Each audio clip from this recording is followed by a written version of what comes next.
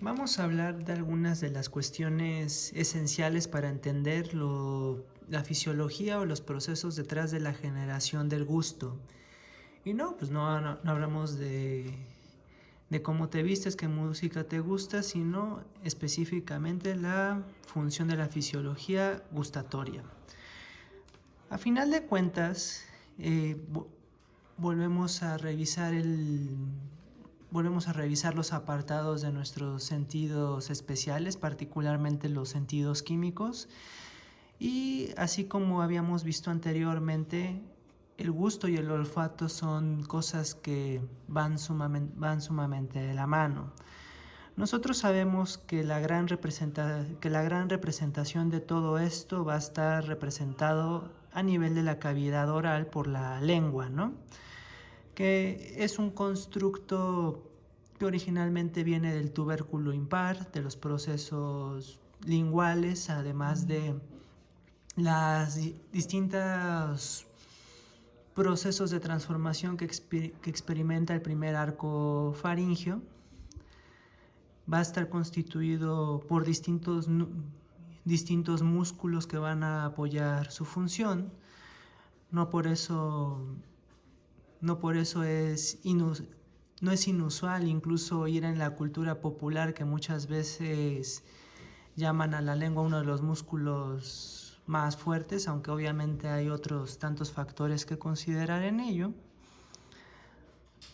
Pero lejos de la función mecánica que ésta pueda tener, lejos de la función receptora, a grandes rasgos pues vamos a saber que está mediada por por el nervio hipogloso, tenemos que repasar algunos aspectos aún más esenciales más que meternos propiamente en la anatomía de la misma. El sabor. La percepción de los sabores es algo que puede hacer que la vida de una persona cambie radicalmente. Hay incluso personas con depresión o que se llega a asociar que hay una menor percepción de los mismos, una mayor percepción de los sabores, pues puede traducirse en un talento como en la cocina, en el catar alimentos, etcétera. Entonces no es un tema que podamos nosotros calificar de importancia trivial.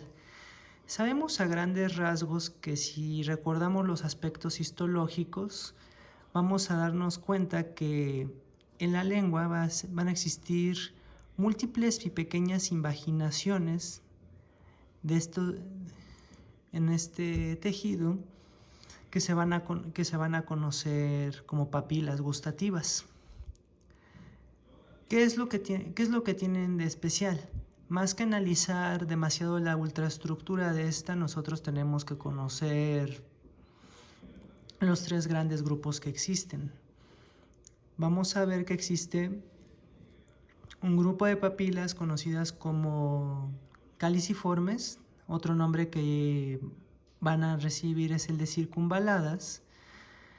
Vamos a ver que existe también un grupo de papilas que son conocidas como foliadas. Normalmente se encuentran en las partes laterales de la lengua, y muchas veces cuando vemos la lengua de una manera lateral, que pues, no es la representación más bonita del mundo, pues podemos ver que incluso los surcos que presentamos a este nivel pueden ser una traducción de la existencia de estas, así como como las papilas fungiformes.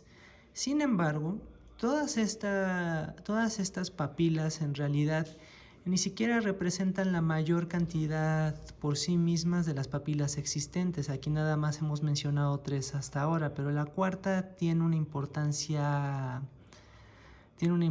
capital, y estas son las famosas papilas filiformes, ¿no? ¿Qué tiene de relevantes estas? Bueno, primero que nada, estas tres tipos de papilas que son existentes y que también estamos anotando en su relativo orden anatómico, las caliciformes un poco más posterior, las foliadas recorriendo lateralmente y las fungiformes un poco más hacia adelante. vamos a ver que estas papilas en realidad sí son estrictamente gustativas porque van a presentar la estructura histológica representante de los sabores, que es el corpúsculo gustativo, ¿no? O el botón gustativo.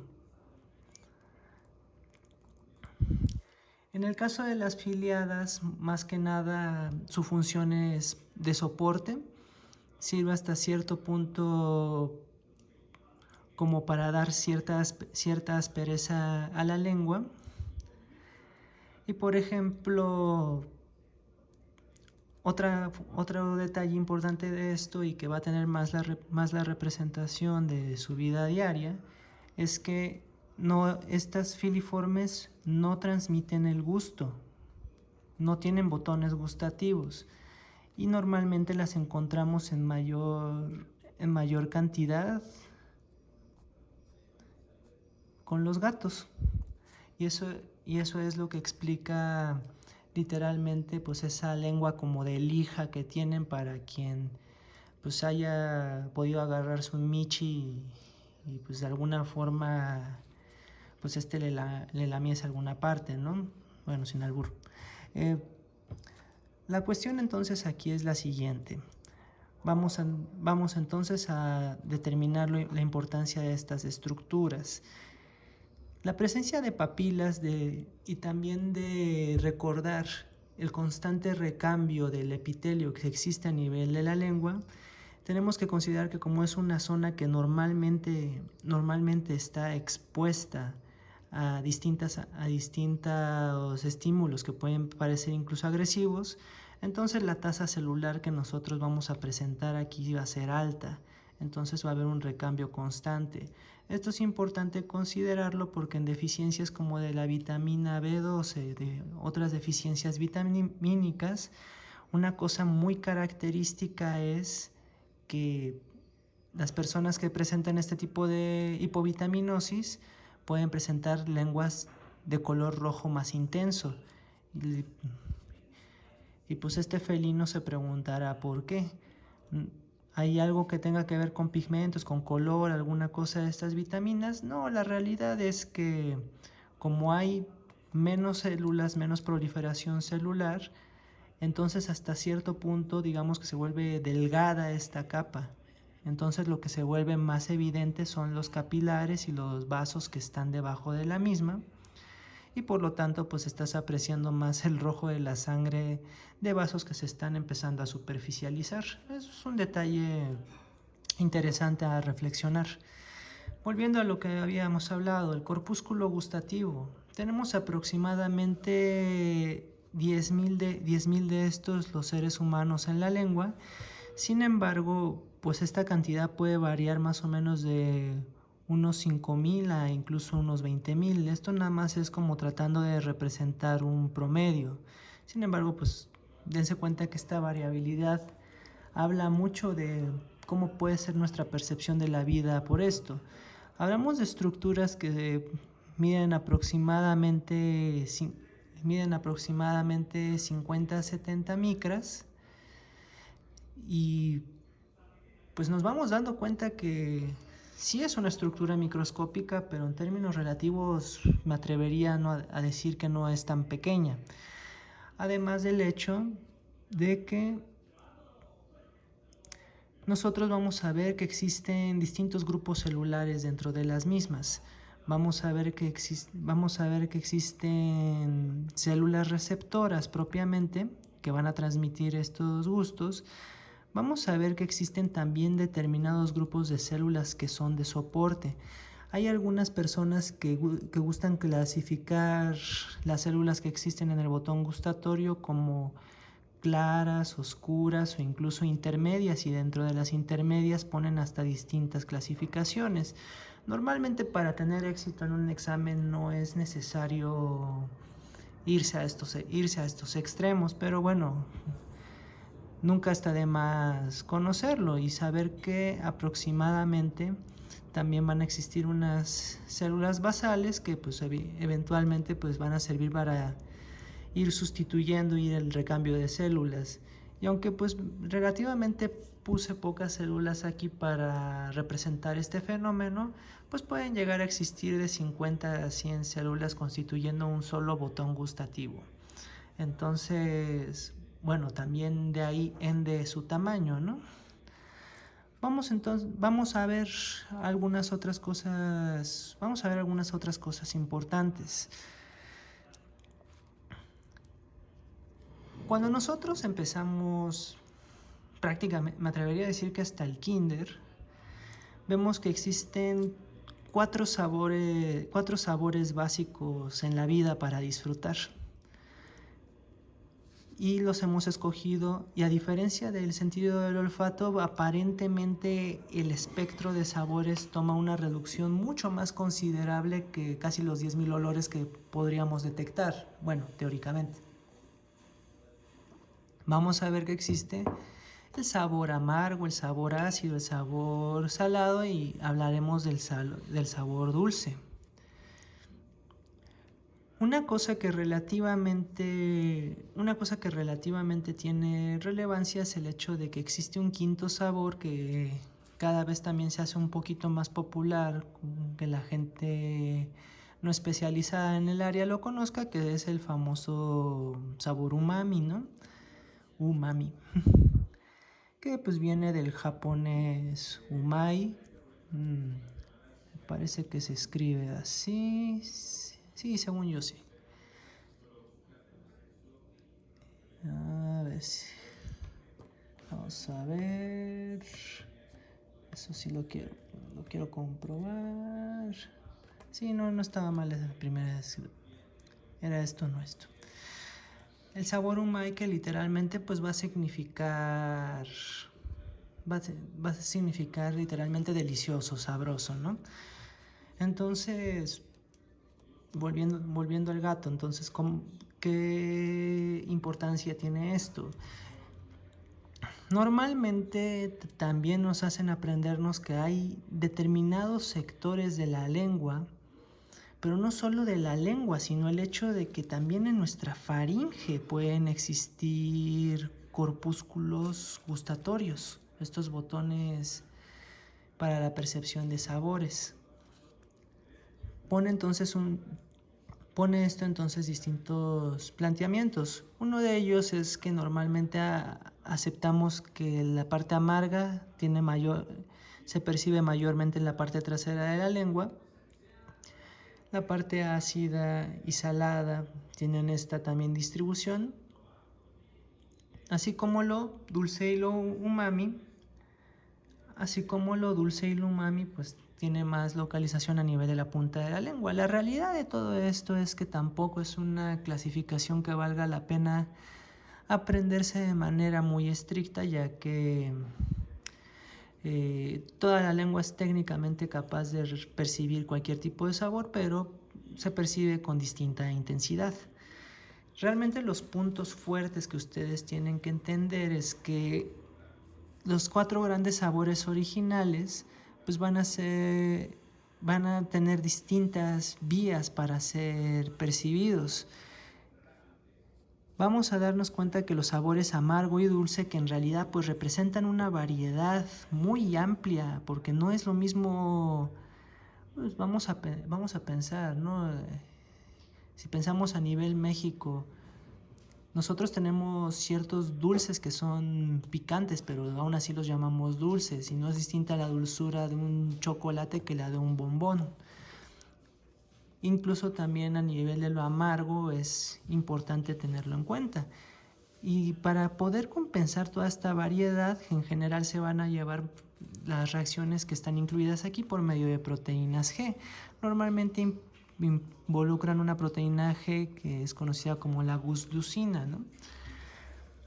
Si se fijan, estos dos hasta aquí van a contribuir con el aumento, van a llevar una cascada tipo GQ, que van a contribuir con un aumento del fosfatidil inositol trifosfato, y del calcio intracelular, y va a abrir este tipo de canales transitorios TRP. Vamos a ver que el punto de los sabores ácidos, pues literalmente como lo dice, va a ser una percepción de hidrogeniones. Estos hidrogeniones van a bloquear la salida del potasio de la célula. Normalmente sabemos que el potasio sale libremente de la célula, pues para ayudar a que se regule el potencial de membrana. Si tú bloqueas esta salida, pues entonces acuérdate que el hidrógeno también tiene carga positiva, el potasio se va a seguir acumulando ahí, carga positiva. Entonces más o menos están viendo a dónde vamos. Y literalmente el sodio, los receptores gustativos del sodio, pues son llevados por medio de un canal que es un canal de sodio que se conoce como ENaC, que es normalmente, que le dicen también sensible a amilorida. Ustedes lo van a buscar y van a encontrar que pues es un medicamento que tiene una función diurética como ahorradora del potasio, ¿no? Que va a actuar justamente como antagonista de este tipo de canales, pero lo que estamos administrando es sodio, no la amilorida, entonces tal cual. Entonces, pues literalmente es la entrada de sodio y potenciales positivos en el interior de la célula, y la gran respuesta que van a ustedes a presenciar aquí, pues no es otra más que la despolarización, ¿no? Vamos bien hasta acá. Sabemos que entonces el umami pues va a tener, en general, también va a tener estas rutas metabotrópicas, o sea, también mediado por proteínas G, nada más que puede variar un poco porque los receptores de glutamato tienen distintas variedades que pueden ser canales iónicos propiamente, otros acoplados a proteínas G. Entonces es una variedad más rica de posibilidades. Finalmente, para que este repaso tenga un mayor sentido y que también los pueda ayudar a ustedes, vamos a ver brevemente la vía del sabor, ¿no?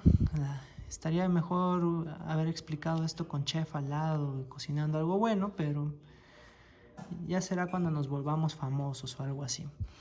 Vamos a ver entonces que tenemos la lengua espantosamente representada, pero ahí está.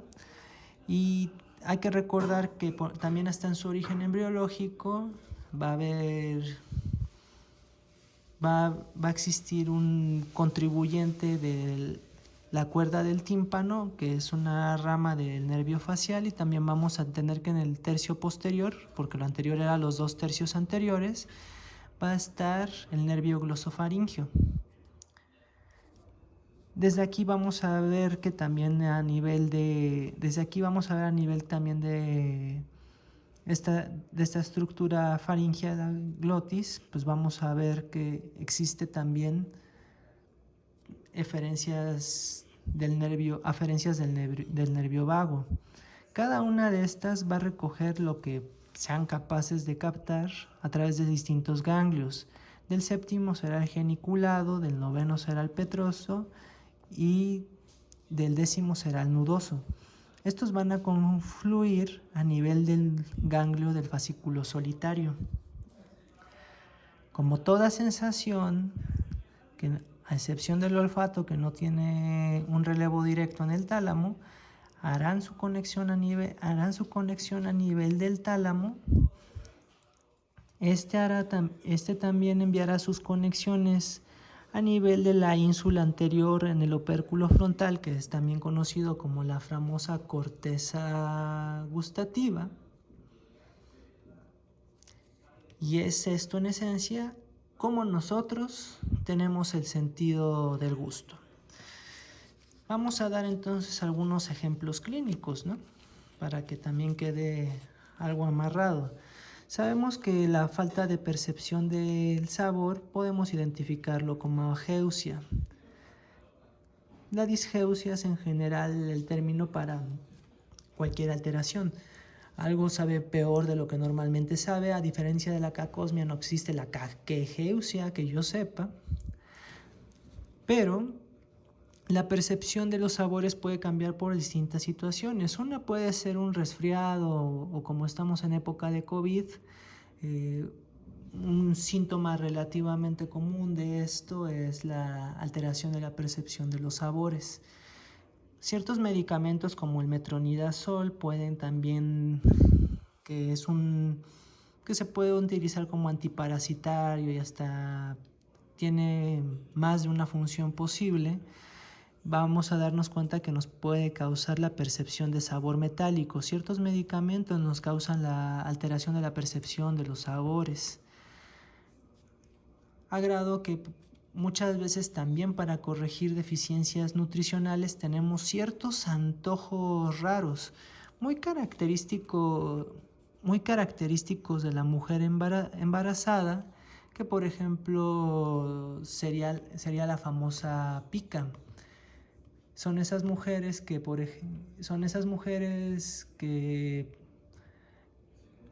por ejemplo tienen el deseo de comer cosas que normalmente no son comestibles, como tierra, antojos extraños que hasta cierto punto podrían ser el reflejo de justamente la deficiencia nutricional que presentan. Incluso si quieren un extra que normalmente no se menciona, la pagofagia, que tiene más que relevancia a futuro, pues es como hasta el gusto por comer hielo o bebidas heladas. Esto es algo que normalmente no se les enseña ni se menciona tanto, pero qué bueno que lo llegamos a mencionar. Una cosa característica es que, como ustedes pueden revisar en otros videos, podemos experimentar fenómenos en el que, como la enfermedad de Bell, en la que presentamos una parálisis facial. Pero a diferencia de solamente pensar en la porción motora del facial, algo que también puede caracterizar la enfermedad de Bell es el hecho de que se va a perder la percepción va a haber una hipogeusia o una ageusia de los 2/3 anteriores del lado de la lengua que se encuentren afectados. Y colorín colorado, esta historia de la lengua ha terminado. Una vez más, esperando que se encuentren bien en casa, que esto les sea de provecho para sus exámenes y pues sigan dando lo mejor y formándose como excelentes médicos. Si te ha gustado, por favor dale like, comenta para que podamos ir mejorando qué cosas son de tu interés. Vamos a ver, ayúdame con la difusión y nos vemos en la próxima. Chaito.